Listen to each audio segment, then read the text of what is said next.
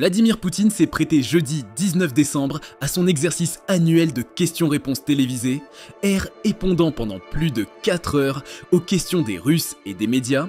Le président russe a également abordé d'autres sujets, dont la situation en Ukraine et en Syrie, ainsi que son duel avec l'Occident. Aujourd'hui, revenons sur cette conférence et les choses qui ont été dites et qui méritent d'être mieux éclaircies, notamment sa menace vis-à-vis de l'Occident. Restez jusqu'à la fin pour la découvrir.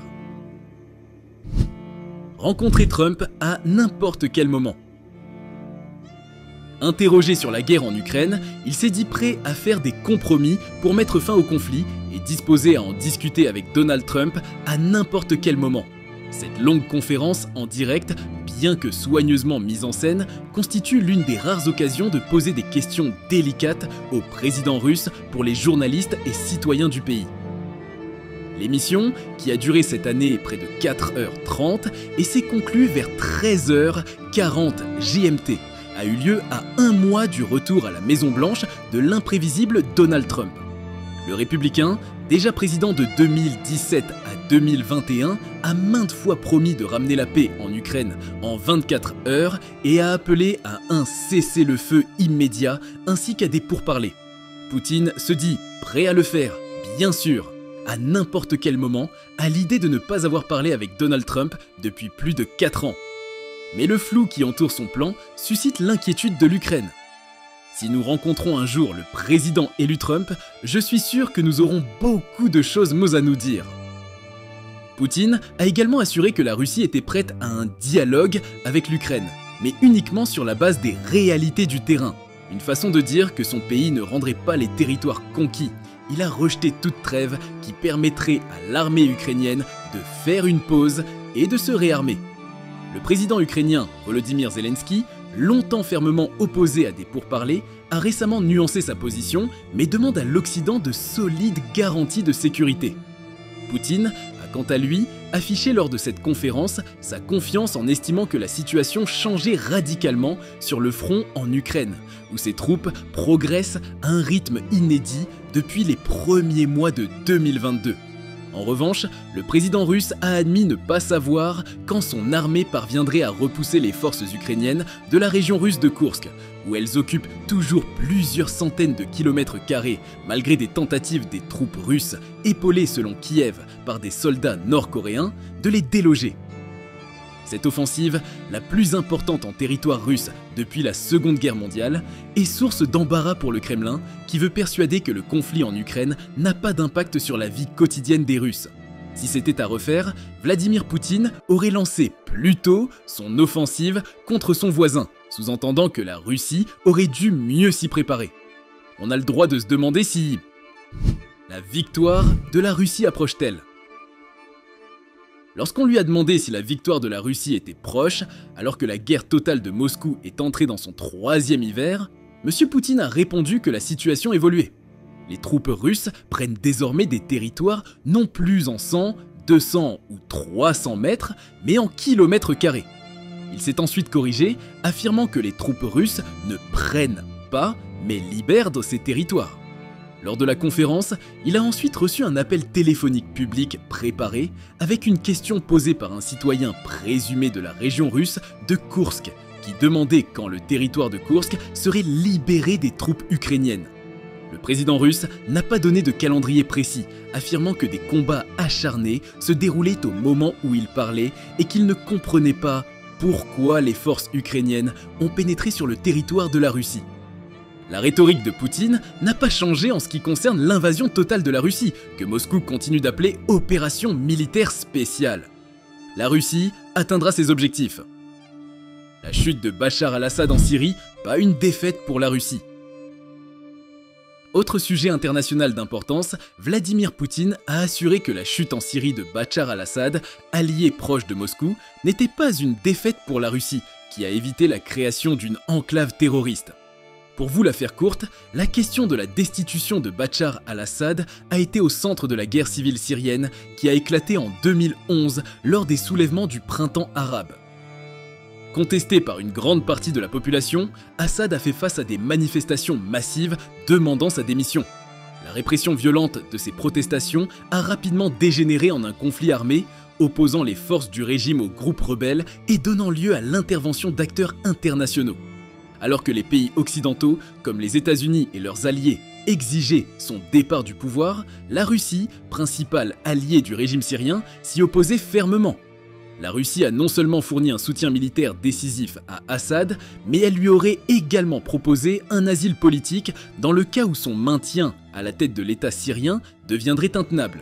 Les rumeurs de cette offre d'asile ont cependant pris de l'ampleur à plusieurs reprises, notamment lorsque les forces du régime semblaient proches de l'effondrement face à l'avancée des rebelles.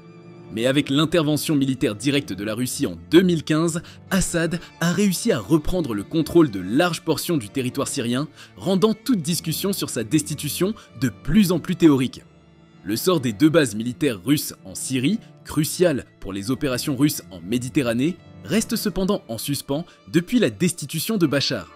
Vladimir Poutine a affirmé n'avoir pas encore vu Bachar al-Assad, qui a trouvé refuge en Russie avec sa famille, mais avoir l'intention de s'entretenir avec lui. Il a aussi appelé Israël à retirer ses troupes du territoire syrien, celles-ci ayant été déployées dans une zone tampon contrôlée par l'ONU, séparant les 2 pays sur le plateau du Golan.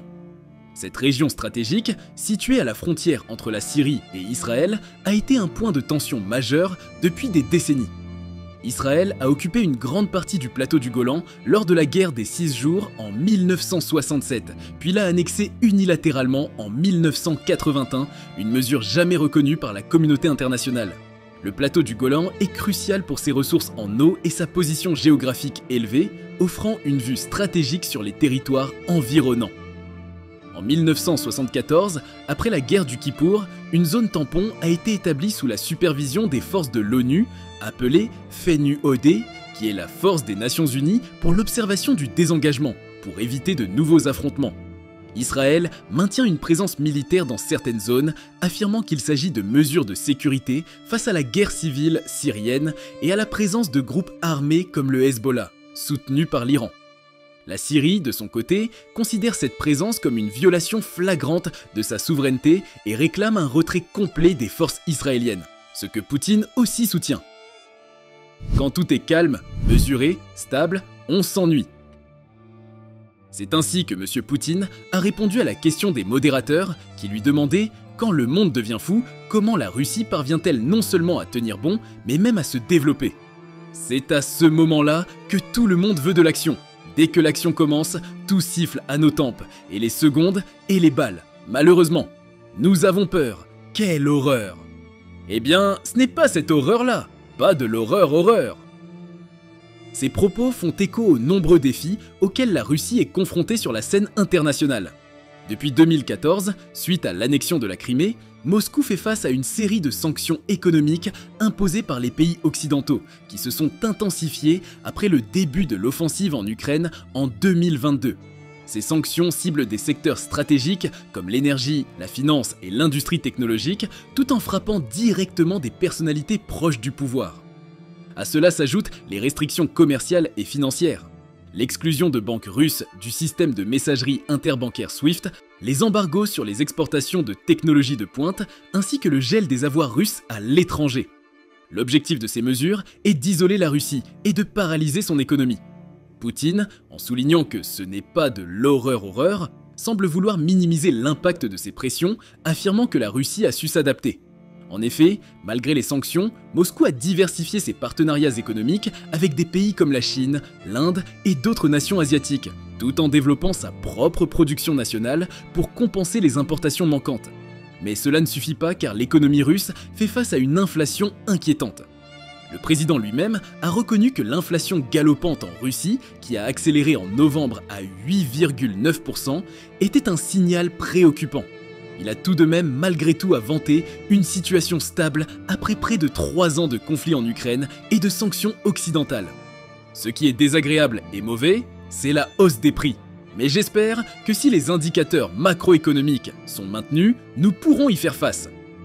L'inflation en Russie est notamment alimentée par l'explosion des dépenses militaires pour l'assaut en Ukraine, les effets des sanctions et des salaires en hausse, conséquence directe des pénuries de main-d'œuvre sur le marché de l'emploi, les entreprises étant obligées de proposer des rémunérations attractives pour recruter.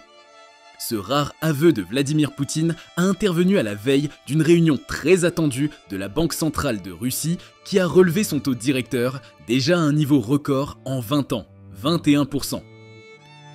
Un duel de haute technologie avec l'Occident. Vladimir Poutine a aussi encensé son nouveau missile Oreshnik, une arme moderne qui peut porter une charge nucléaire et frapper à des milliers de kilomètres. Ce missile a été créé sur la base de conceptions russes antérieures qui ont été affinées. L'Oreshnik est une arme avancée et très nouvelle. L'armée russe l'a utilisé pour la première fois le 21 novembre contre la ville ukrainienne de Dnipro, le présentant comme une réponse aux récentes frappes ukrainiennes contre le sol russe menées à l'aide de missiles américains et britanniques. Le président russe a depuis menacé de frapper Kiev, et même directement les pays occidentaux qui arment l'Ukraine. Lors de la conférence, il a proposé à l'Occident un duel de haute technologie du 21e siècle.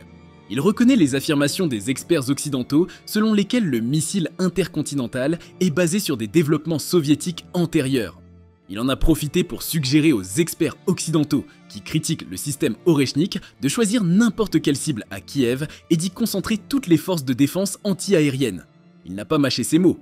Autrement dit, il a proposé à l'Occident un duel de haute technologie du 21e siècle entre l'Oreshnik russe et leurs moyens de défense anti-aérienne.